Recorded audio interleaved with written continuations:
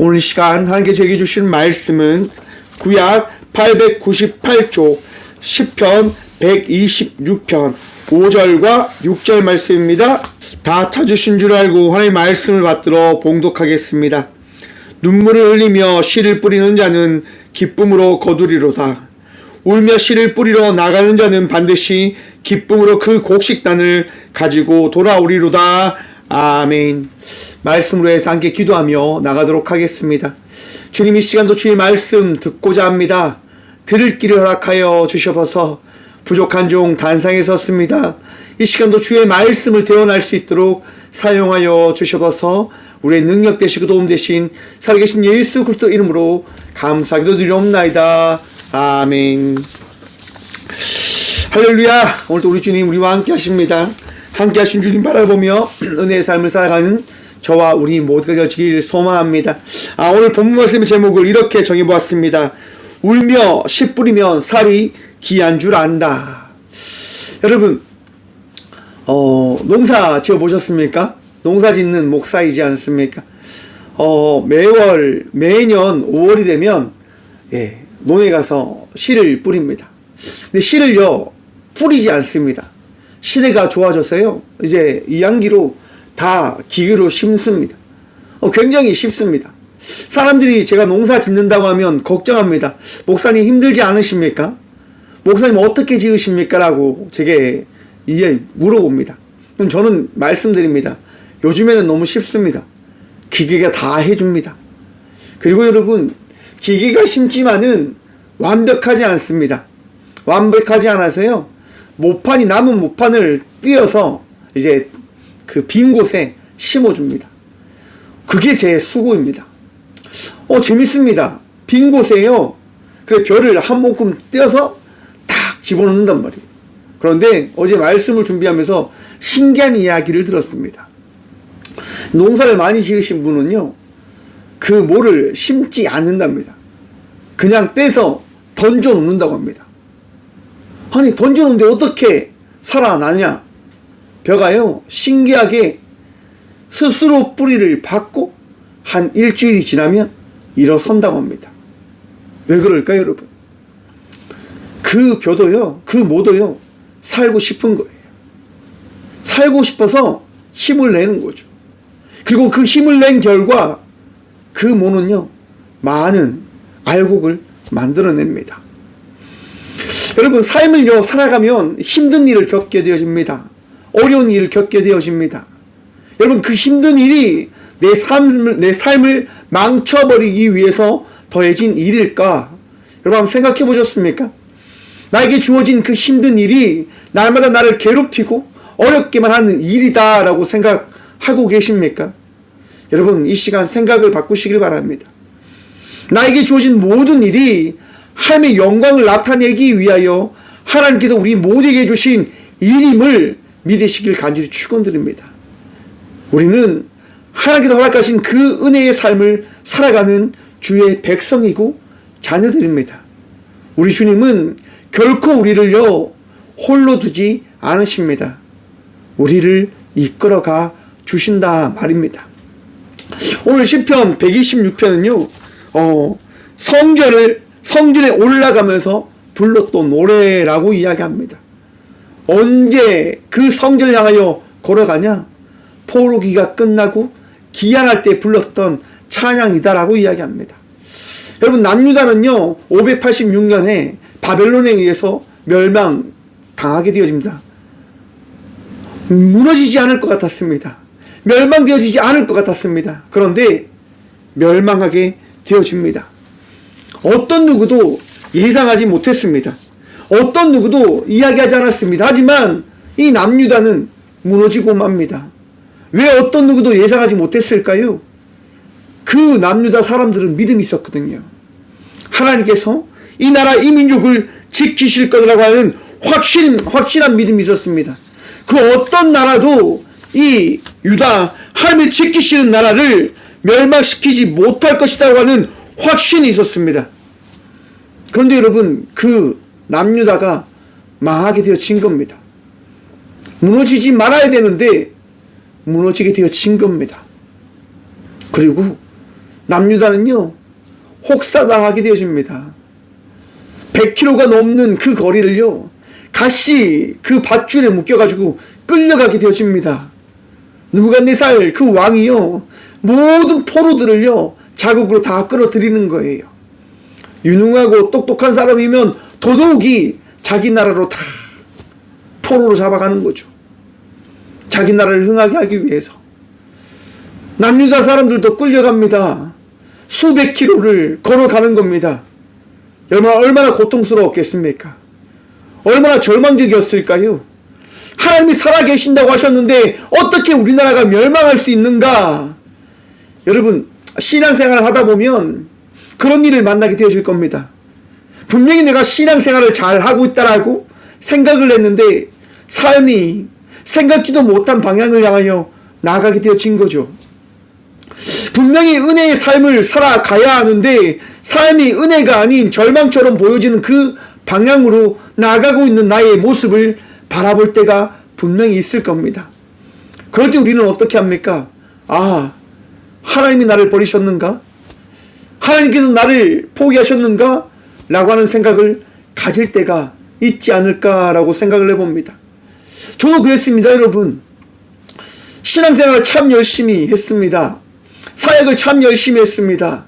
정말 사람들이 바보 같다라고 이야기할 정도로 정말 잠을 자지 않으면서 신앙생활을 했습니다. 아이들을 섬겼고요. 청년들을 섬겼고요. 맡겨진 그 자리에서 성도님들을 섬기며 살아갔습니다.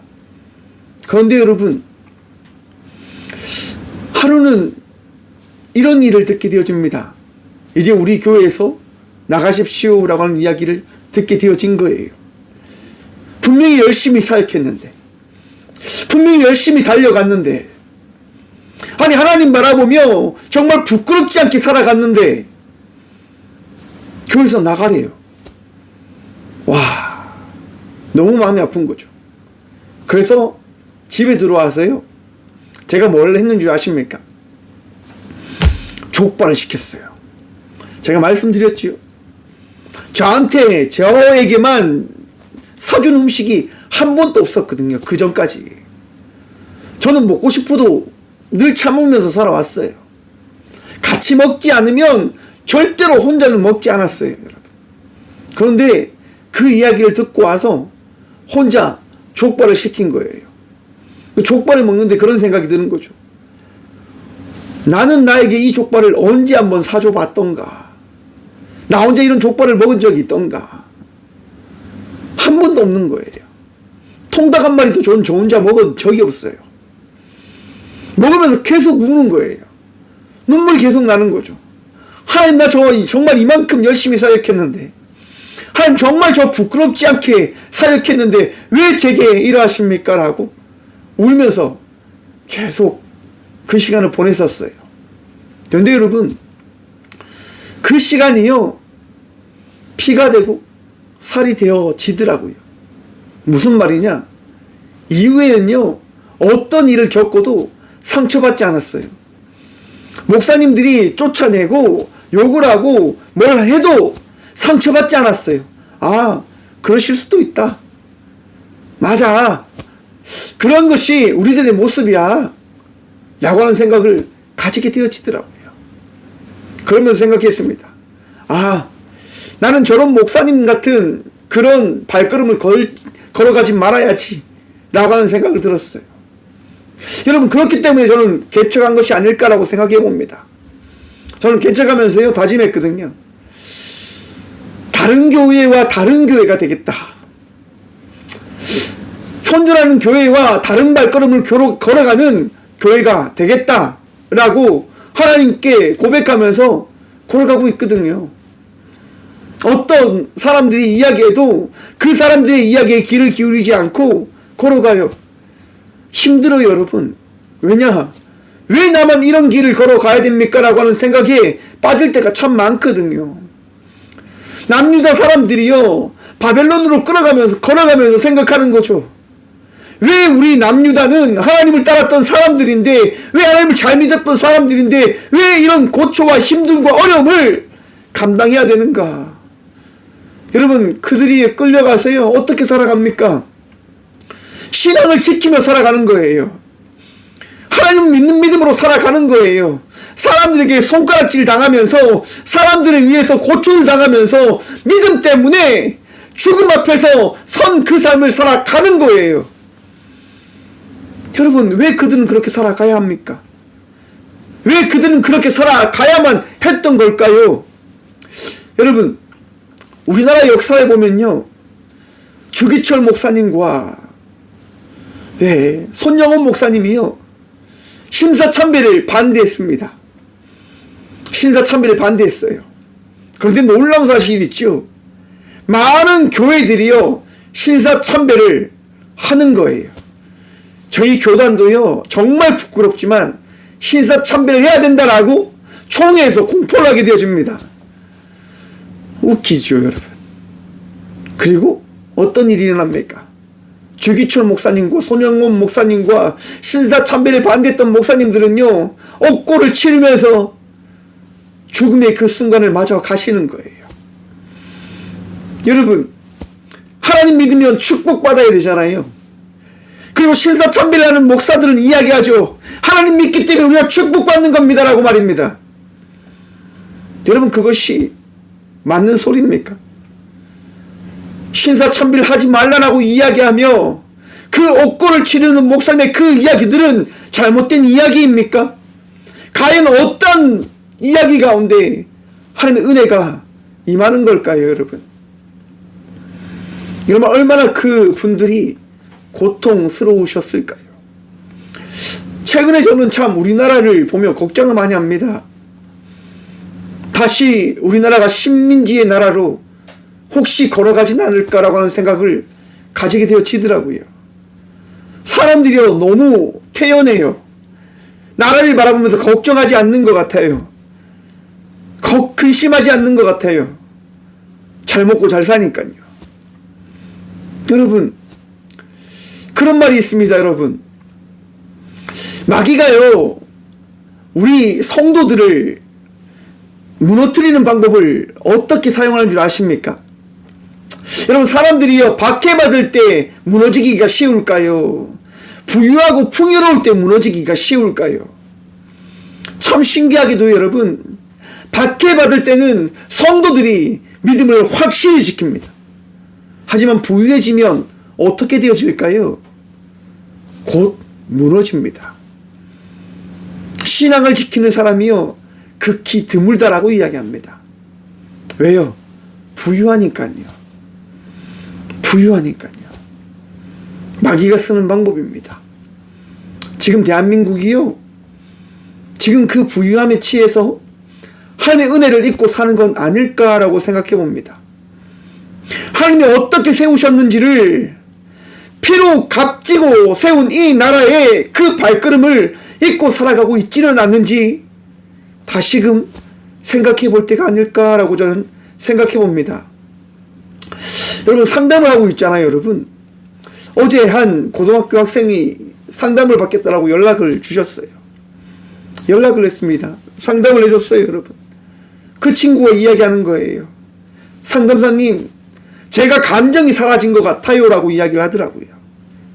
큰 사건을 만남으로 인해서 마음이 다 무너진 것 같다라고 이야기하는 거예요. 여러분, 한국 사회가요, 점점점 아이들의 인생을 걱정해주지 않는 인생으로 바뀌어진 것 같아요. 너희의 인생은 너희의 인생이니까 너희가 책임져 라고 하는 것 같단 말입니다. 과거 우리 사회는요, 사랑이 넘쳤습니다. 정이 넘쳤습니다. 한 가정이 아파하면 함께 아파하고, 한 가정이 힘들어하면 함께 기도하며 살아갔던 공동체였습니다. 선교를 꿈꾸며 세계 열방으로 나아가 복음을 전하며 나갔던 나라였습니다. 그런데 그것이 무너져 버린 거죠. 점점점 퇴색되어져 버린 거죠.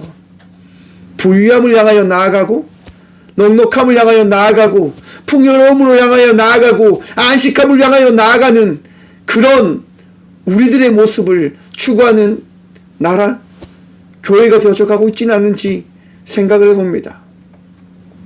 하지만 하나님은 살아계시기 때문에 끊임없이 우리를 어떻게 해요? 다시금 돌아올 수 있는 그 길을 우리에게 허락해 주신다라고 저는 확신합니다. 바로 그 포로기 땅에 있던 이들이요, 날마다 기도하는 거죠. 주님, 우리는 주의 나라의 백성의 삶을 살아가기를 원합니다라고 말입니다. 바로 그때 우리 주님께서 말씀하시는 겁니다. 시편 126편 1절 말씀입니다. 여호와께서 시온의 포로를 돌려보내실 때에 우리는 꿈꾸는 것 같았도다. 여러분, 포로기에 있던 이들이요, 정말 무너지지 않을 것 같던 그 바벨론이 무너짐을 바라보게 되어지는 거예요. 결코 무너지지 않을 것 같던 그 나라가 무너지게 되어지는 거죠. 하지만 여러분, 유다가 스스로 강복을 이룬 게 아닙니다. 바사의 고레스 왕이요, 종부국을 하고 이야기하는 거예요. 모든 포로들은 자기의 나라로 돌아가도 된다라고 하는 칙령을 공포하는 거죠. 이스라엘 백성들은 믿을 수 없었습니다. 또 포로가 되어졌는데, 또 포로인데 어찌 우리가 우리의 고향으로 돌아갈 수 있는가 라고 말입니다. 여러분, 우리의 인생은요, 이해할 수 없는 일들로 가득 차 있다라고 생각을 해봅니다. 받아들일 수 없는 그 은혜의 일들이 날마다 우리에게 허락되어지는 거죠. 여러분, 앞에서 말씀드렸죠. 농사를 지을 때 어떤 일을 경험하는 줄 아십니까? 은혜를 경험하게 되어집니다. 나는 한 것이 작은밖에 없는데, 조금밖에 없는데, 그 농사는요, 너무나 많은 수확을 바라보게 합니다. 고작 그 벽시 하나를 심었는데 수백 개의 벽시가 그 벽시 하나로 맺혀짐을 바라보게 하는 거예요. 이해할 수 없잖아요. 오늘 이렇게 은혜의 삶을 살아가기 위해서 예배 드리며 나아가는데 이 예배가 우리의 인생을 어떻게 바꾸어 놓을지 모르는 겁니다. 오늘 성도의 삶을 살아간다라고 다짐하는데 우리의 삶이 어찌 변할지 모르는 겁니다. 왜냐하면 하나님은 우리가 변화하기를 원하시거든요. 우리 주님은 우리가 은혜의 사람으로 살아가길 원하시는 거거든요. 포로에게 있던 이들은요, 꿈꾸는 것 같은 그 일을 바라보게 됩니다. 그리고 나가는 거예요. 2절 말씀입니다. 그때 우리 입에는 웃음이 가득하고 우리 혀에는 찬양이 찼었도다. 그때 문나라 가운데서 말하기를 여호와께서 그들을 위하여 큰 일을 행하셨다 하였도다. 여러분, 문나라 가운데서 많은 곳에서요, 여호와께서 그들을 위하여 남유다를 위해서 이 일을 행하셨도다라고 하는 그 이야기가 이야기되어졌다고 이야기하는 거예요. 사랑하는 성도 여러분, 우리 주님, 우리의 삶을 바라보며 일하시는 분 되심을 믿으시고 기억하시길 간절히 축원드립니다. 우리의 삶을 만들어 가실 거예요. 그리고 그 삶을 통하여 자랑하실 겁니다. 내가 어떤 자인지 이를 보고, 이 사람을 바라보고 너희는 알지어다 라고 말입니다. 여러분, 욥기서를 보십시오. 욥기를 바라보면서 많은 사람들이 이야기합니다. 하나님께서 함께 하시는 사람이다라고, 당대 의인이다라고 이야기하는 거예요. 하지만 욥기의 인생이 어떻게 되어집니까? 절망의 그 방향을 향하여 나아가게 되어집니다. 욥의 친구들까지 와서 이야기합니다. 회개하라고 말입니다. 너의 잘못을 돌이키라라고 이야기합니다. 하지만 욥은 발견하게 되어지는 겁니다. 하나님께서 어떠한 분이신지를 말입니다. 그리고 여러분, 성경을 보면 이전보다 욥은 더 큰 부호가 되어졌다라고 이야기합니다. 곧 욥의 모습을 바라보며 세상 사람들이 무엇을 고백하게 되어지는 걸까요? 아, 하나님 살아계시구나. 아, 하나님 정말 욥과 함께 하시는 분이시구나 라고 하는 것을 고백할 수밖에 없게끔 하나님은 일하시는 분 되어주신 겁니다. 사랑하는 성도 여러분, 여러분의 인생 가운데 하나님 함께 하심을 믿으십시오. 내가 지금 절망 가운데 놓여 있는 것처럼 보여진다 한다 하더라도 우리 주님 여러분의 삶을 일으키실 것입니다. 도우실 것입니다. 여러분의 인생을 만들어 가실 겁니다. 그리고 주님을 찬양케 하실 겁니다. 예배케 하실 겁니다. 여러분의 마음속에 평안함을 날마다 경험함으로 나가는 주의 자녀들 되시길 간절히 축원드립니다. 3절과 4절 말씀 고백합니다. 여호와께서 우리를 위하여 큰 일을 행하셨으니 우리는 기쁘도다. 여호와여 우리의 포로를 남방 시내들 같이 돌려보내소서. 사랑하는 성도 여러분, 지금 이스라엘 백성들이요 어디로 향하여 나아가냐면요 성전을 향하여 나가는 겁니다. 주님께로 향하여 나아가는 겁니다. 기쁜 찬양을 드리면서 말입니다. 여러분, 예배의 삶을 날마다 살아가시는 주의 자녀들 되시길 간절히 축원드립니다.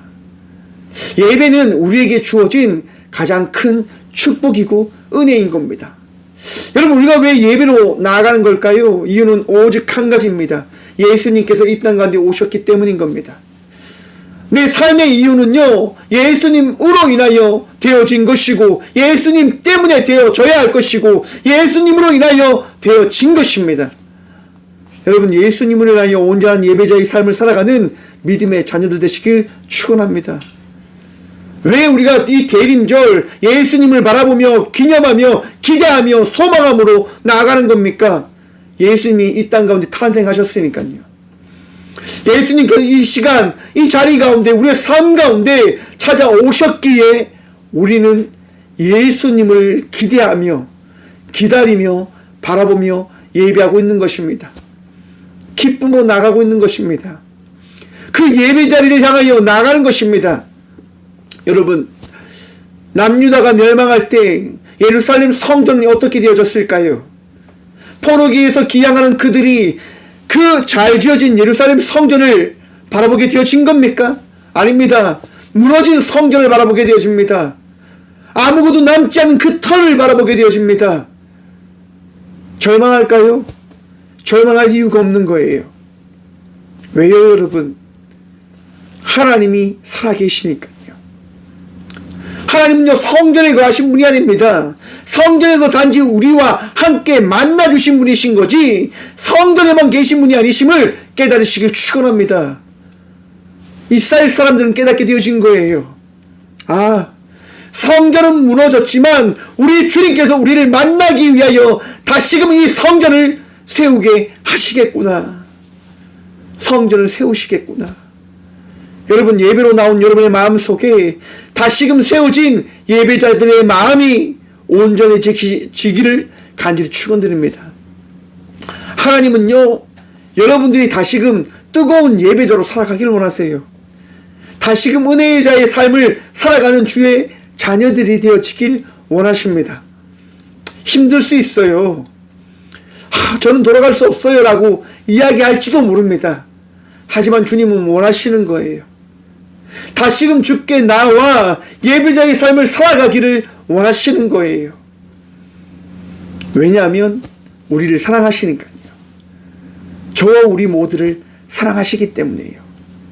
사랑하는 성도 여러분, 오늘도 예배자의 삶을 살아가는 주의 자녀들이 되시길 간절히 축원드립니다. 힘들어도 어려워도 상황이 나쁘게만 느껴지고 보일지라도 여러분 좌절하지 마시고 다시금 예배자의 삶을 살아가는 기쁨으로 정말 은혜의 삶을 살아가는 주의 자녀들이 되시길 간절히 축원드립니다. 바로 그렇게 나아갈 때 어쩜 이러한 고백을 고백하게 되실 것입니다. 5절 말씀 봅니다. 눈물을 흘리며 씨를 뿌리는 자는 기쁨으로 거두리로다. 여러분, 눈물을 흘리며 예배 드릴지도 모릅니다. 정말 너무너무 아파서 절망 가운데 놓여져 있어서 너무 괴로워서 눈물을 흘리며 예배 드리고 계실지도 모릅니다. 여러분, 아프면 눈물을 흘리는 거 맞아요, 여러분. 괴로우면 눈물을 흘리는 거 맞아요. 어제 전화를 한 그 학생이요 이야기하는 거예요. 상담사님, 눈물도 나지 않아요. 웃음도 나지 않습니다. 라고 이야기해요. 제가 그래서 그분에게 이렇게 이야기 한번 해봤습니다. 저를 한번 따라해 보시겠습니까? 하하하하 이렇게 말입니다. 근데 그분이요, 하지 못하는 거예요. 하지 못하겠어요 라고 이야기하는 거예요. 그리고 그것을 제가 받아들였어요. 상담을 다 끝나갈 때쯤에 이야기했어요. 마음이 어떠십니까? 평안하다라고 이야기하는 거예요. 그러면서 느껴지는 거죠. 미소가 말입니다. 웃지 못한다고 하셨는데 제가 듣기로는 미소가 지어진 듯한 느낌이 들었습니다. 거울로 가서 미소 짓는 것을 많이 해보셨으면 좋겠어요 라고 제가 말씀드렸습니다. 여러분, 생각이요 우리를 어떻게 하냐면 절망 가운데로 갇혀진 자의 삶을 살아가게 할 때도 있습니다. 생각이요 우리를 가둬놓게 하는 거예요.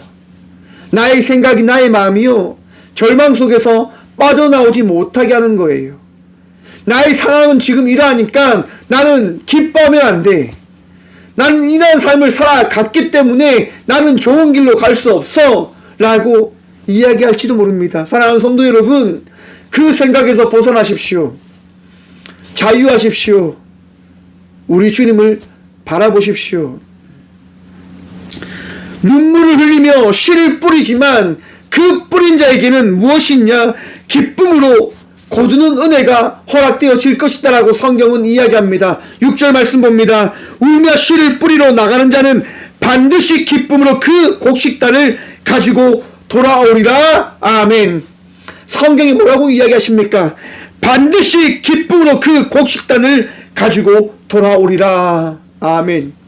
사랑하는 성도 여러분, 은혜를 바라보며 나가는 자의 삶은요 반드시 은혜를 경험한 자의 삶이 되어짐을 믿으시길 바랍니다.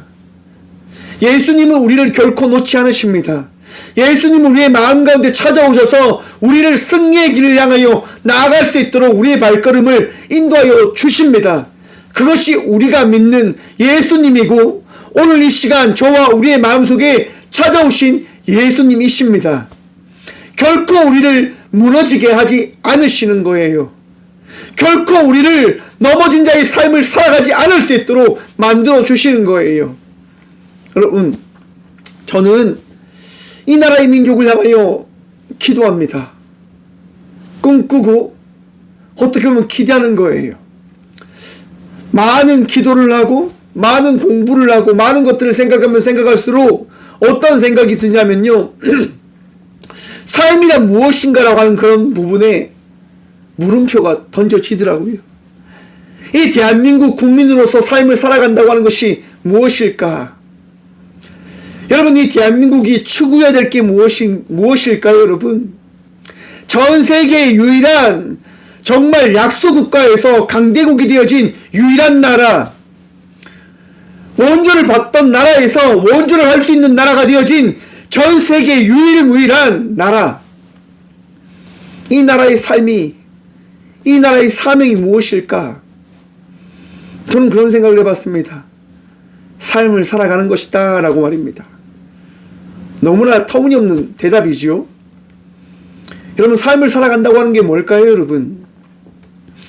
삶을 살아간다고 하는 것은요 부유함을 추구하면서 살아가는 삶을 이야기하는 게 아닙니다. 삶을 살아간다고 하는 것은요 함께 삶을 살아가기 위해서 삶을 살아가는 것을 이야기한다라고 저는 확신합니다. 여러분, 삶을 살아가기 위해서는요 결코 혼자는 살아갈 수 없습니다. 대한민국이 지금 개인주의로 삶을 살아가라라고 이야기하는 이때에 교회는 다시금 이야기해야 될 때라고 저는 확신합니다. 함께 살아가기 위한 삶을 살아가는 나라로 향하여 나아가십시다 라고 말입니다. 여러분, 3.1절 3월 1일 그 강복절 운동을 하기 위해서 33인의 종교인들이 뭉쳤습니다. 천도교 15명, 기독교 16명, 불교 2명. 여러분, 그 33인의 애국자들이요 어떻게 살아갔을까요? 물론 변절한 사람도 있다라고 이야기합니다. 하지만 대다수는요, 자기의 인생을 버리며 삶을 살아갔습니다. 사명자로서 하나님 주신 그 믿음을 지키기 위하여 함께 살아가기 위한 삶을 살아갔단 말입니다. 저는 그것이 삶을 살아가는 것이 아닐까라고 생각해 봅니다. 사랑하는 성도 여러분, 이 시대를 살아가는 그리스도인으로서 함께 살아가기 위한 자의 삶을 살아가는 우리 모두가 되어지길 소망합니다.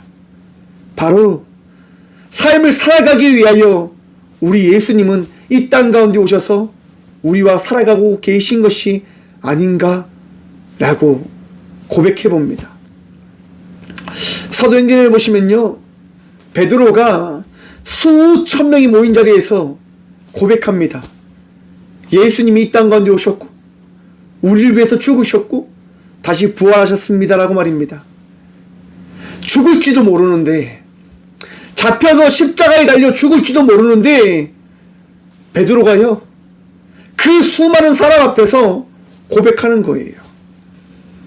예수님은 하나님의 아들 되시고, 예수님은 날 위해서 이 땅 가운데 오셨고, 예수님은 날 위해서 십자가에 달려 죽으셨고, 예수님은 날 위하여 다시 부활하셨습니다라고 말입니다. 여러분, 베드로가 왜 그러한 삶을 살아가는 걸까요?